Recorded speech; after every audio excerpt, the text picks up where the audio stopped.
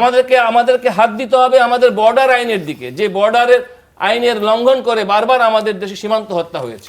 ভারত শেখ হাসিনাকে কি হিসেবে ব্যবহার করছে? কোনো চাপ প্রয়োগের কোনো কার্ড হিসেবে কি ব্যবহার করছে? যেমন আমরা একটা মন্তব্য দেখেছি, স্বরাষ্ট্রমন্ত্রী সালাউদ্দিন আহমেদ বলেছেন যে ভারত একদিকে শেখ হাসিনাকে রাজনৈতিক প্ল্যাটফর্মে আশ্রয় দিচ্ছে, আবার বাংলাদেশের সঙ্গে বন্ধুত্ব চাচ্ছে। তো হাসিনা কার্ড একটা টার্ম ইউজ করেছেন তিনি, টার্মটা হচ্ছে হাসিনা কার্ড।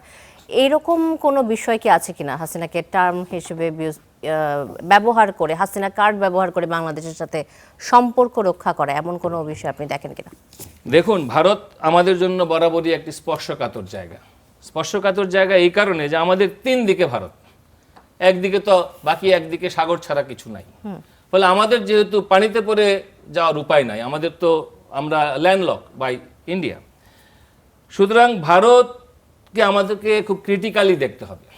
ভারতের সাথে আমাদের যে রিলেশন, এই রিলেশনটা কীরকম হওয়া উচিত? সেটা কি নীতি ও ন্যায্যতার ভিত্তিতে হওয়া উচিত, নাকি এটা প্রভু এবং ভৃত্য সুলভ হওয়া উচিত? এখন ঘরেই হবে বিয়ে বাড়ির পোলাও, যদি থাকে আকিজ এসেনশিয়াল সুগন্ধি চিনি গুঁড়া চাল। জিনিসটা আমাদেরকে এভাবে দেখতে হবে। আমরা এই জায়গায় আমরা যেতে পারি আন্তর্জাতিক আইনের কাছে। আন্তর্জাতিক আইন কি বলে?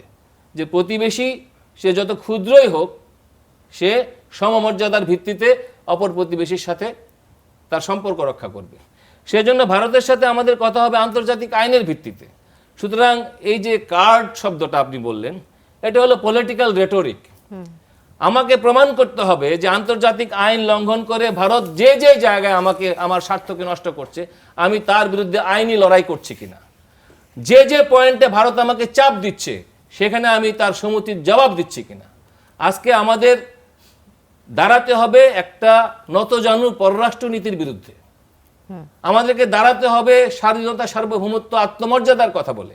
সেই জায়গাটাকে আমার চিহ্নিত করা দরকার। আমাদেরকে চিহ্নিত করা দরকার যে এত বছর পরেও কেন আমরা আন্তর্জাতিক নদী কনভেনশনে স্বাক্ষর করে ভারতের সাথে আমাদের ন্যায্য পানির হিস্যার মামলাটা করতে পারলাম না। আমাদেরকে হাত দিতে হবে আমাদের বর্ডার আইনের দিকে, যে বর্ডারের আইনের লঙ্ঘন করে বারবার আমাদের দেশে সীমান্ত হত্যা হয়েছে। ফলে এই জায়গাগুলো আমাদের লড়াইয়ের জায়গা। ফলে লড়াইয়ের জায়গা থেকে আমরা যদি পলিটিক্যাল রেটরিক্সের মধ্যে পৌঁছে যাই, আসল লড়াইটা কিন্তু চাপা পড়ে যায়। ফলে আমাদের প্রতিবেশী হিসেবে ভারতের সাথে আমাদের অনেক হিস্সা বোঝাপড়ার ব্যাপার যেমন আছে, আবার একই সঙ্গে ভারতের সাধারণ যে জনগণের সাথে আমাদের যে দীর্ঘদিনের বন্ধুত্ব, তাদের সঙ্গে যে আমাদের সাংস্কৃতিক ঐক্য, তাদের সঙ্গে যে আমাদের ঐতিহাসিক ঐক্য, সেই ঐক্যকেও শ্রদ্ধা করার ব্যাপার রয়েছে।